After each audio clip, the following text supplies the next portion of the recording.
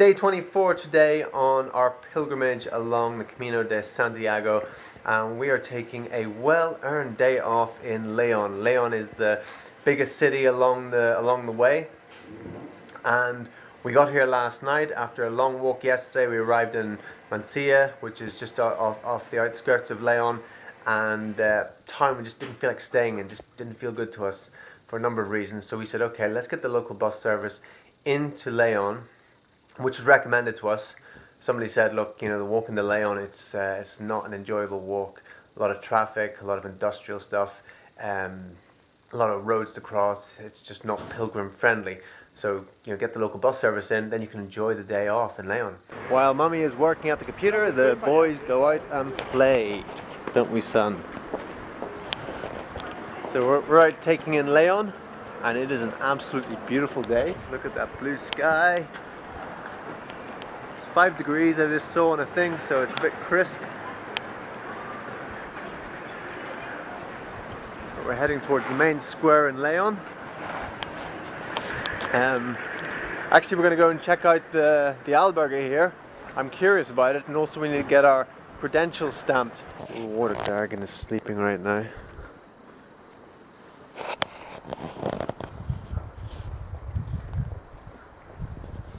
Here's a monastery up here, so I guess the albergue is probably up here. We have found municipal albergue in Leon. Let's have a look inside. So this is where we would have stayed if we would have decided to stay in the albergue aquí. And this is the kitchen here. No actual cooking facilities or anything like that, but tea, coffee, that sort of thing. This is what happens if we get our credentials stamped and dated. We got our credentials stamped, and they wished us well on our journey. Now to go and take in a little bit more of Leon. Indigo's fast asleep. Just gave him some homeopathic remedy there, some belladonna, and definitely works. Definitely works. Because he has been teething. That's one of the reasons why we stayed in the private room. Because if he started teething at night, it wouldn't have been really fair on the other people. Just noticed this yellow arrow here, which denotes that this is the actual Camino. Walking through the city here, this is the way you would actually walk through the city if you're on Camino. Just noticing there in the albergue back there, wasn't as nice as the one in Burgos, and there was a male and female side, which might have proved difficult because, you know, the three of us like to sleep together. So I always believe that everything works out for the best, and you know, when we follow our intuition, what makes us feel lightest, when we follow the brightest way, then that is the way. But my belief just keeps on getting reaffirmed, stronger, stamped deeper, that everything works out for the best. Everything is for the best. Even what seems like the worst, the most tragic, the biggest disaster, you know, the injury or getting lost or whatever happens, you know, it's all for the best. You know, this is a friendly universe. I absolutely believe that. This is a friendly universe, and if it's a friendly universe, and the intelligence of the universe is much more than our conscious minds can comprehend, then why would it do anything to us that is in our worst interests? Everything has a higher order, has a higher level, and everything is for the best. So that is something that, you know, even whether it's true or not, just to have that belief, it's better than not having that belief, you know? Your life is going to go so much better, much less stress, much less fear, if you affirm that belief. Plant the seeds, and grow that in your mind.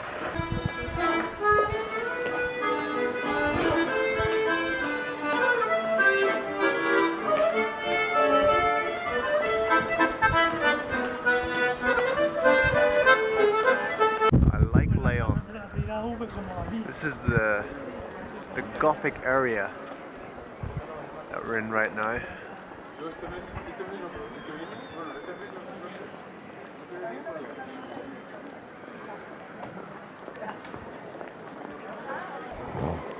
Hey son. Hiya son. The kids woke him up.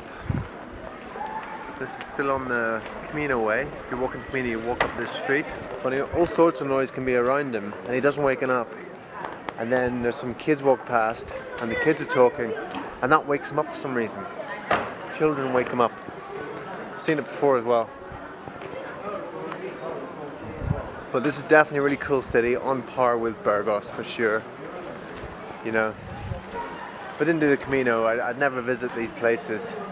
Some people go to Spain, this go to the coast, but these cities have a lot to offer. Burgos, Leon, and you know, by walking the Camino, you get to see all this part of Spain that you never see otherwise. It's awesome. So this looks interesting. Knights of the Round Table.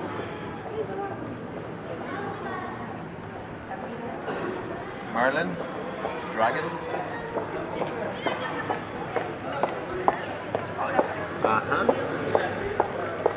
The beautiful vendetta guy.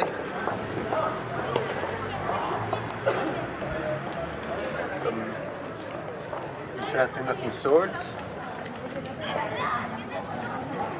I wonder, will they do a Gandalf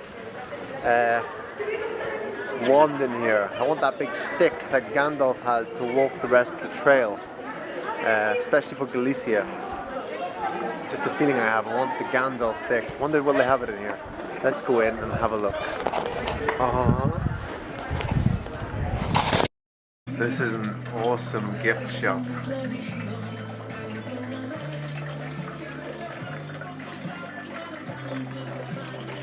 Some of the stuff they have.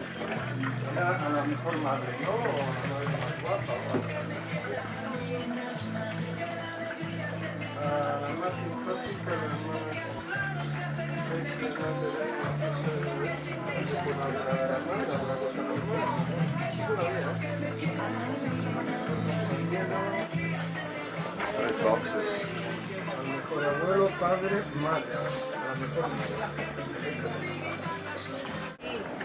So they got Frodo's sword here, but not Gandalf's big wand.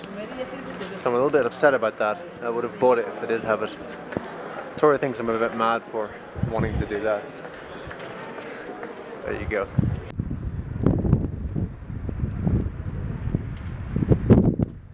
Really incredible buildings here. I'm about to go in for my not chiropractic, what is it? Osteopath appointment. To see if I can get my hip realigned and sort out my foot. Centro de Fisioterapia y Osteopatía, Leon. We have found it. Okay. Victoria's going to get realigned. Hope so. Hey.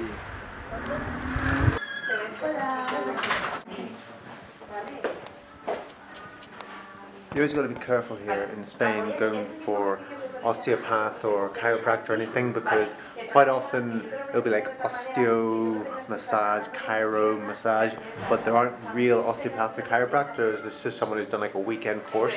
So, but we found one that is certified by you know, the Cambridge School of Osteopathy. So you know, we got a good one, a real one. Interesting, huh?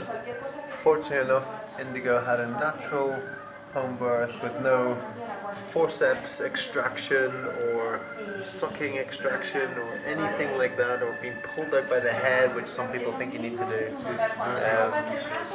So he doesn't need anything like this. His atlas is firmly in place. Somebody said to me the other day when she heard that we did a home birth, she said, oh, so you must know how to pull the baby out then? I said, no, you don't pull the baby out. The baby comes out naturally without being pulled out. It's just this thing where they think they need to pull the baby out. Not necessary.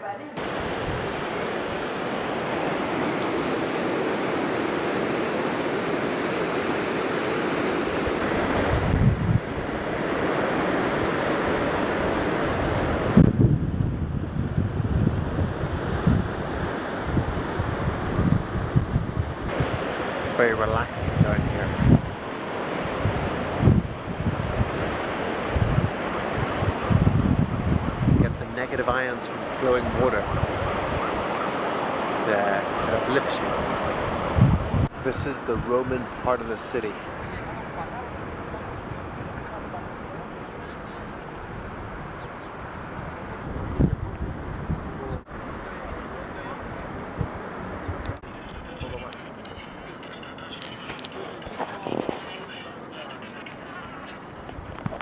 This guy's resting his feet, his pilgrim here.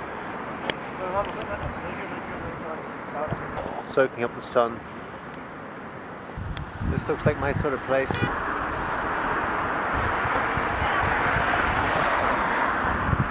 Yoga and Tai Chi in Centro de Victoria. Hanyang Taekwondo. Huh. There is no mercy in this dojo. Pain does not exist in this dojo. I swear it says it on the wall in there.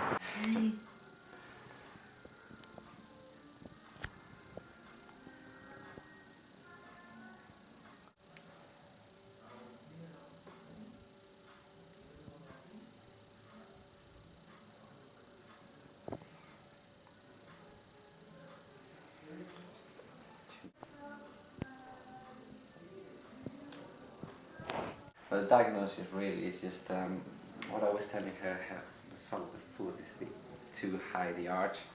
So because she's pushing a bit too much, those muscles over there is just pulling from the bone a little bit, and it's just causing a bit of a twisting.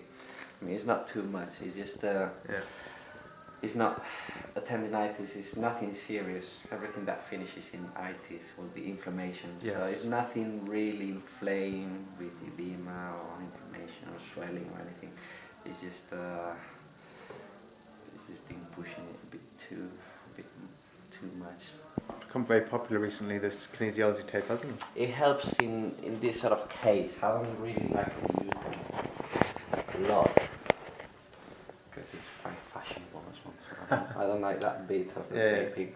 But in this way, and in this case, I like to use it mainly because it sort of holds in the work I've been doing to the foot. Yeah. Stops from pushing it a bit too much. People don't seem to understand the seriousness of what's going on with me because I don't complain and because I like a lot of pressure and stuff. Some people have different amounts of pressure that they like on their feet, like when they're being massaged, and I can take a lot of pressure. I've got a very high pain threshold. So that guy didn't think it was that serious? So he didn't seem to think it was that serious at all, but I know it's serious. It's okay. And it is a bunion. Just because it's not sticking out and needs to be chopped off, it is actually the beginnings of a bunion, and I want to be able to stop it. Some people just like to have a bit of drama in their lives, you know? It's not about having a bit of drama, it's about my foot hurts me when I walk. So you wanted the guy to be like, my God, this is really serious, you need a lot of work here, yeah? No.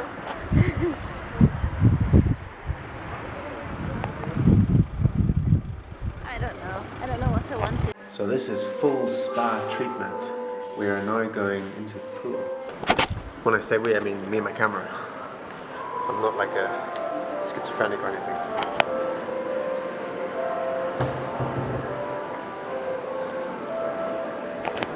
Nice. Feeling really relaxed now. Ready for the massage. Wow. I'm just floating on air now. That massage was just lovely, lovely. One of the things that I love about getting massages in Spain is they massage your gluteus maximus, which is really important. It's like a huge muscle, which is your butt cheeks. In most places they don't do that, and it's actually leaving something out. So I feel like I've had a really full body massage, and it was really nice. Now I'm just floating along. Having the backpack on like 8 hours a day and now just walking along without it, it literally feels like I'm virtually floating. Preparing for the possible adverse weather conditions up ahead. We're going to go over 2 mountains, so we may be, foot deep in snow, or we may experience some sideways rain or something. So we're looking to get some gaiters here, which protect the lower legs and stop the feet getting wet and the water running down. And we're going to get some special socks here, thermalite socks, as well. Yeah? Yeah. Whilst Matthew was away having his massage today, I was, or even earlier on in the day, I was trying to edit some of the video. And anytime I saw myself speak, I was either talking about the weather or what we were going to eat. And I noticed that when Matthew spoke, even when he's talking about things that are happening in his experience, hey little one, such as him having pain or anything at all, he tries to associate it to a story or some kind of learning that we can receive from the experience. And I realize, or I recognize, that it probably comes from the difference in our primary question.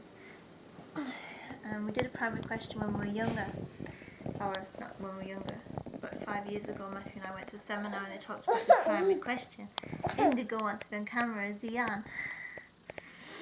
And at the time I thought, oh yeah, this is very nice, and I wrote down the question.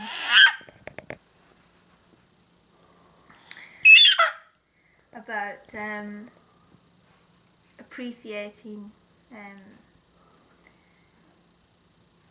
think it was something like, how can I feel and appreciate even more of God's love and share it with those around us, or something. And you talking? Yeah. But I just then took my poster and put it in my wardrobe, and I never really thought about it even more. And I think my real primary question, the primary question is of something that you say all day long. It's the thing that most is on your mind. And I realise that the thing that's most on my mind is, what am I having for my next meal? So I'm always thinking, what am I going to eat? What am I going to eat? What am I going to eat? And with Matthew, I think he's thinking about service and how can I serve. And I don't know exactly what his question is, but it's and then that's what I noticed from our 2 videos, is that when I speak, I'm just thinking about, oh, we're in this new town and there's no food for me. And when Matthew speaks, he's thinking, okay, what can I say which is going to be of benefit to other people? So I'm going to endeavour to, over the next few days, I'm going to have a think about what my new primary question is going to be, and try and embed that in such a way that will help me to grow and also serve others, rather than just thinking about something trivial like my next meal or the weather.